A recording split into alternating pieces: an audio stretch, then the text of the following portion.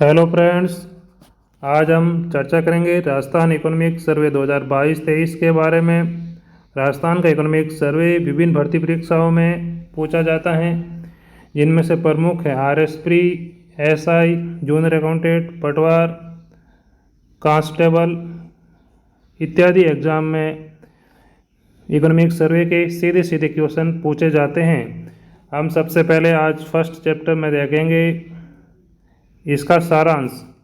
सबसे पहले देखते हैं सकल राज्य घरेलू उत्पाद, gross domestic growth state domestic product GDP। जैसे देश की GDP होते हैं उसी प्रकार से राज्य की GDP ये है सकल राज्य घरेलू उत्पाद। सकल राज्य घरेलू उत्पाद 2000, इसका मतलब होता है किसी भी राज्य के अंतर्गत निश्चित समयावधि में, किसी भी राज्य में निश्चित समयावधि में समस्त वस्तुओं या सेवाओं का मौद्रिक मूल्य किसी भी राज्य की GSDP कहलाती है। GSDP में अंतिम आंकड़े शामिल किए जाते हैं। इसके दो आधार होते हैं, एक स्तर मूल्य, एक प्रचलित मूल्य। स्तर मूल्य 2011-12 के हिसाब से निकाले जाते हैं। प्रचलित मूल्य में परिवर्तन के आधार पर निकाले जाते हैं। सबसे पहले देखते हैं हम GSDP में पहला आंकड़ा स्तर मूल्यों पर 7,99,449, यानी स्तर मूल्यों पर GDP है राजस्थान की 7,99,000। इसका मतलब है 8 लाख में 51 कम। याद करने के लिए ट्रिक है कि 8 लाख में 51 पॉइंट कम, 7,99,000। स्तर मूल्य पर जो होता है उसका लगभग 2 गुना होता है प्रचलित मूल्य पर ये मान। जैसे ये 7 लाख है तो प्रचलित मूल्य पर ये मान 14,13,720 है, 14,13,000। तो 7,99,449 और प्रचलित मूल्य पर है 14,13,000। इसमें GDP राज्य की GDP में वृद्धि दर इस स्थिर मूल्यों पर 8.19 है, 8.19, और प्रचलित मूल्यों पर इसका लगभग दोगुना। जैसे यहाँ पर 7 का दोगुना 14 हो रहा था, यहाँ पे ही 8 का दोगुना 16 हो रहा है। तो इस स्थिर मूल्यों से प्रचलित मूल्यों पर लगभग दोगुना होता है। तो देखते हैं, ये है राजस्थान की GDP वृद्धि दर 8.19 और प्रचलित मूल्यों पर है 16.4। अब अगला पॉइंट देखते हैं सकल राज्य घरेलू उत्पाद के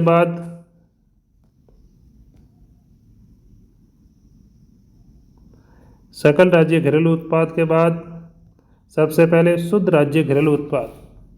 शुद्ध राज्य घरेलू उत्पाद में को बोलते हैं net state domestic product, NSDP, जिसको नेशनल में बोलते हैं NDP का मतलब होता है इसके आंकड़े GDP में से, किसी भी राज्य की GDP में से ह्रास निकालते हैं, मूल्य ह्रास निकालते हैं तो शुद्ध राज्य घरेलू उत्पाद प्राप्त होता है। ह्रास का मतलब है स्थायी पूंजीगत जो उपभोग किया हमने वो निकालने से NSDP प्राप्त होती है। NSDP के आंकड़े देखें तो सबसे पहले जरूरी है शुद्ध राज्य घरेलू उत्पाद 6,94,771, 6,94,771। जैसे वहाँ पे स्तर मूल्य 7,99 थे, उसका डबल 14,13,000 हुआ। तो यहाँ पे भी 6 का दोगुना हो गया 12 लाख। कितना हो गया? 12,59,000।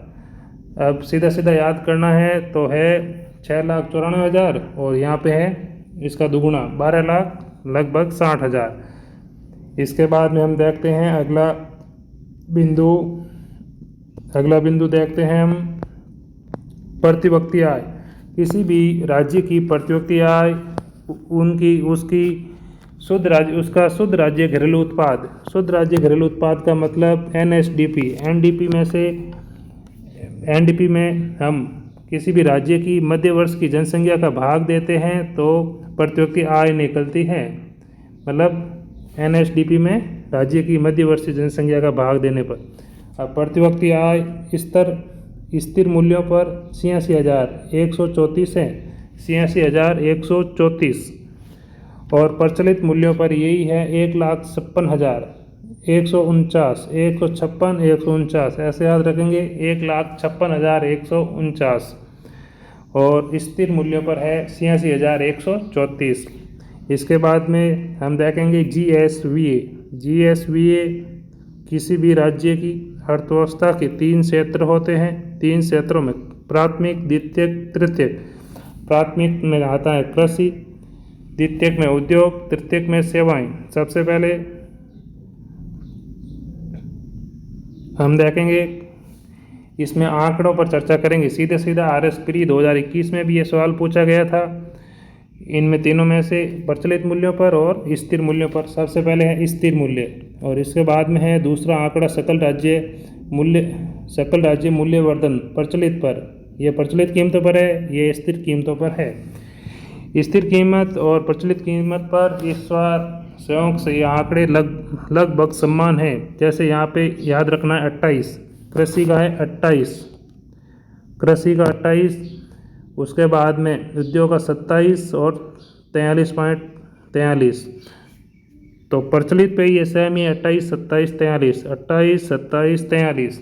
अब इसमें पॉइंट का अंतर है। सेवाओं में सेम ही है। सेवाओं में क्या है? सेम, मतलब 43.74, 74, 43.74। यहाँ पे भी 43.74 है, 43.74 है सेवा क्षेत्र का स्थिर मूल्यों पर और प्रचलित मूल्यों पर। अब 2 आंकड़े याद करने। यहाँ पे 28.50 स्थिर मूल्यों पर, तो इससे थोड़ा सा ज़्यादा है प्रचलित मूल्यों पर। 28.50 का हो गया 28.95 इस प्रचलित मूल्यों पर। 28.50 का 28.95, मतलब 95 बोलते हैं इसको मैथ की भाषा में। इसके बाद में उद्योग का 27.76 और प्रचलित मूल्य पर इससे थोड़ा कम है 27.31, 27.31, और ये है स्थिर मूल्यों पर 27.76। तो हम सबसे पहले देखते हैं, इसमें पूछा जा सकता है सेवा सेक्टर सबसे बड़ा है 43.74। इसके बाद में राजस्थान में कृषि आती है। देश की बात करें तो कृषि तीसरे नंबर पर है GDP में योगदान, लेकिन यहाँ पे GDP में योगदान है दूसरे नंबर पर कृषि आती है 28.50, और उद्योग आता है तीसरे नंबर पर 27.76। अब हम अगली मेन आंकड़ों के बाद, अब हमने पहले भी इस बात कर ली है कि GDP, राज्य की GDP है 7,99,000, 7,99,000, जैसे यहाँ पे लिखा हुआ है 7,99,000। इसकी वृद्धि दर है 8.19, और प्रचलित मूल्य पर है इसकी लगभग दुगुनी 16.04। यहाँ पे 8.19, 16.4 ये हमने पहले देखा ही है। और यहाँ पे 7,99,000 है, तो यहाँ पे 14,13,000 है प्रचलित मूल्य पर।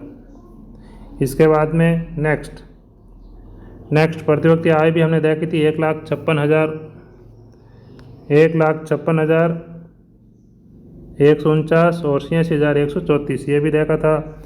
और 43.74 ये है सेवा क्षेत्र का, 27.31 है उद्योग का, 28.95 है कृषि का। अगला नेक्स्ट देखते हैं हम औद्योगिक उत्पादन सूचकांक। देखो औद्योगिक उत्पादन सूचकांक का आधार वर्ष सबसे जरूरी है 2011-12 है। थोक मूल्य सूचकांक का 1999-2000 है। थोक मूल्य सूचकांक, थोक मूल्य मतलब पुराना मूल्य। थोक मूल्य सूचकांक पुराना है तो थोक के रेट मतलब थोड़ी पुरानी रेट, तो इसका आधार वर्ष थोड़ा पुराना हो गया 1999 से 2000। औद्योगिक का 2011 से 12, और कृषि उत्पादन सूचकांक का हो गया 2005-6 से 2007-8। इसके आंकड़े हैं औद्योगिक उत्पादन सूचकांक 134.65 हैं, 134.65, इसको याद रखना है 134.65। थोक मूल्य सूचकांक का मूल्य है अंक है 388.19, 388.19, 19, इसकी वृद्धि दर है 4.60, 4.5%, लगभग 4.60। अब हम देखते हैं सकल स्थायी पूंजी निर्माण। सकल स्थायी पूंजी निर्माण, सकल स्थायी पूंजी निर्माण में आंकड़े हैं 2021-22 के। 3,46,844, 3,46,844, 3,46,843 सकल स्थायी पूंजी निर्माण प्रचलित कीमतों पर है। सकल राज्य घरेलू उत्पाद का प्रतिशत है 28.47। ये आंकड़े 21-22 के हैं, 22-23 के आंकड़े ये जारी नहीं होते हैं। 3,46,844 और सकल राज्य घरेलू उत्पाद का प्रतिशत है 28.47। अब हमने देखा था थोक मूल्य सूचकांक। थोक मूल्य सूचकांक का आधार वर्ष था 1999-2000। कृषि उत्पादन सूचकांक दूसरे नंबर पर। कृषि उत्पादन सूचकांक मतलब 2004, 5, 6 से 7, 8 इसका आधार वर्ष है। इसके आंकड़े हैं 201.40, 201.40। और थोक मूल्य सूचकांक का आधार वर्ष 1999-2000।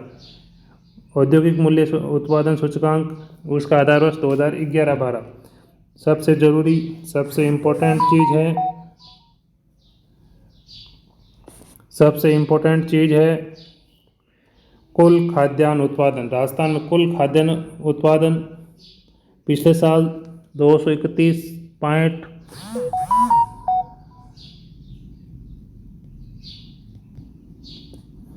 अब हम देखते हैं कुल खाद्यान्न उत्पादन। कुल खाद्यान्न उत्पादन राजस्थान में पिछले साल 2021-22 में 231.52, अब इस बार हो गया बढ़ के 253.99, लगभग 254 हो गया। ये लाख मेट्रिक टन होता है। ये lakh metric tonne 253.99 lakh metric tonne कुल खाद्यान्न उत्पादन है राजस्थान में। पिछले साल से ये बढ़ा है। सब यदि ऐसे पूछ लिया जाता है कि सब कुल खाद्यान्न उत्पादन सबसे ज़्यादा किस वर्ष में रहा, तो हम देखेंगे 2020-21 में। किस वर्ष रहा? 2020-21 में ये पड़ा 2020-21 तो 273 लाख मेट्रिक टन उस टाइम रहा था 2020-21 में। इसके बाद में अगला देखते हैं औद्योगिक उत्पादन सूचकांक। औद्योगिक उत्पादन सूचकांक आधार वर्ष हमने देखा 2011-12 है। कृषि का है 2005, 6, 7, 8।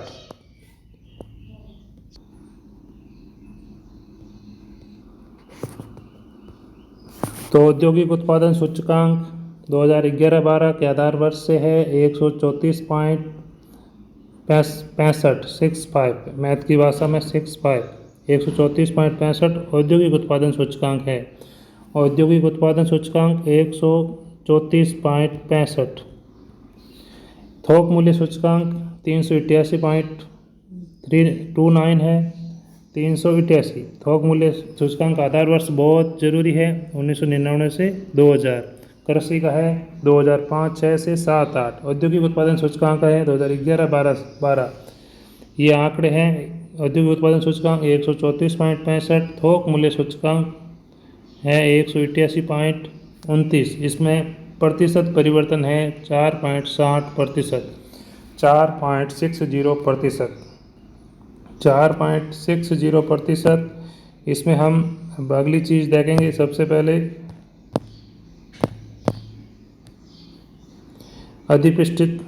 अधिष्ठापित क्षमता, राजस्थान की ऊर्जा क्षमता। राजस्थान में कुल ऊर्जा क्षमता है साढ़े। याद रखने के लिए ये जटिल आंकड़े हैं, इसलिए हमें इनको एक ट्रिक से याद करना पड़ेगा। जैसे अधिष्ठापित क्षमता है 23,487। 23,487 का मतलब हुआ 23,500 में 13 कम, 23,500 में 13 कम, 23,500 में 13 अंक कम। ये मेगावाट में होती है 23,500 मेगावाट। अब हम देखेंगे वाणिज्यिक बैंक शाख। वाणिज्यिक बैंक शाख। वाणिज्यिक बैंक शाख करोड़ में होती है। 4,41,000, 4,41,569, 4,41,569। ये है वाणिज्यिक बैंक साख सितंबर तक की करोड़ रुपए में, मतलब 4.41 करोड़ वाणिज्यिक बैंक साख। Thank you friends. हम ये मेन आंकड़े देखे हैं, इसके बाद में हम चर्चा करेंगे राजस्थान के बेसिक नॉलेज पे। इससे आगे चैप्टर वाइज आर्थिक समीक्षा का अध्ययन करेंगे। वीडियो देखने के लिए थैंक यू।